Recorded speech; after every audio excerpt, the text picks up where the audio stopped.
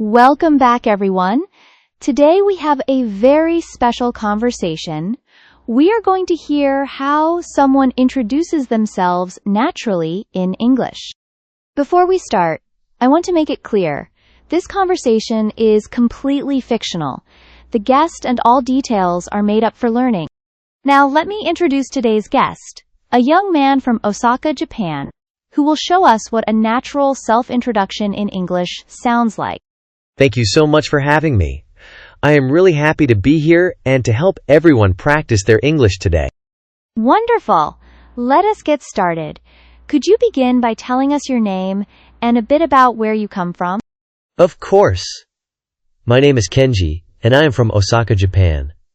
I was born and raised here, so Osaka is truly home for me. Oh, Osaka! What a lively city! And what do you do for work, Kenji?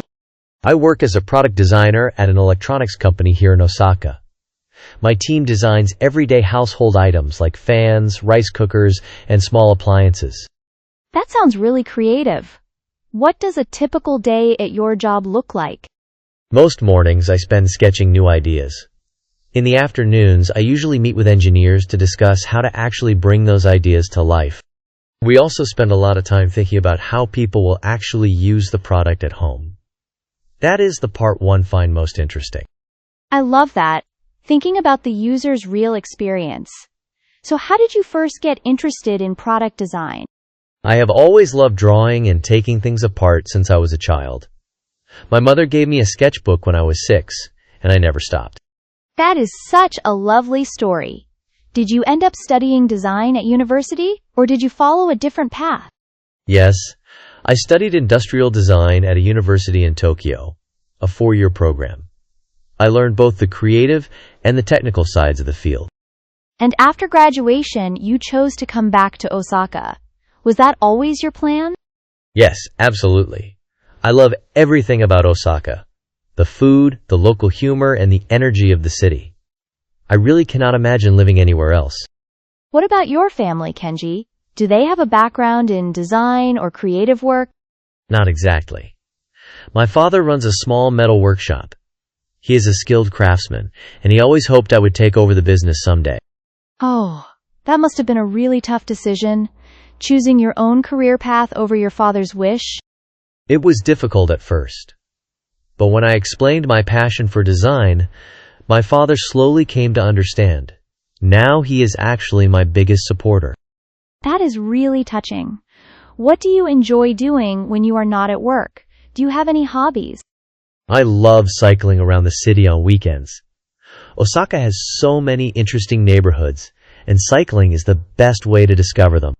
I also enjoy visiting design exhibitions when they come to the city. It keeps me inspired and always gives me fresh new ideas for my work. Those sound like perfect hobbies for a designer. Do you live alone, or is your family nearby? I still live with my parents. In Japan, it is quite common for young adults to stay at home, especially while they are building their career. That makes a lot of sense. And looking ahead, what are your goals or plans for the future? I would love to start my own small design studio one day, focused on making products that are both beautiful and sustainable for the environment. Before we wrap up, let me go over a few key vocabulary words that came up in today's conversation. The first word is industrial. This describes something related to the manufacturing of goods or products on a large scale. Second is appliance. This is an electrical device used in the home for everyday tasks, such as a fan or a rice cooker. Third is craftsman. This means a person who is highly skilled at making things by hand, using expert knowledge and care. Fourth is passion. This means a very strong feeling of love or enthusiasm for something you truly care about. And the fifth word is sustainable. This means designed to last over time without damaging or using up the natural environment. Thank you for explaining those words so clearly. I hope our listeners can use them the next time they introduce themselves in English. Thank you so much for being with us today, Kenji. It was truly a pleasure having you on the show. My pleasure. It was really fun sharing a bit about my life and work today. I hope it was helpful for everyone listening. And to all our listeners, thank you for tuning in today. Keep practicing your English every day, and we will see you next time.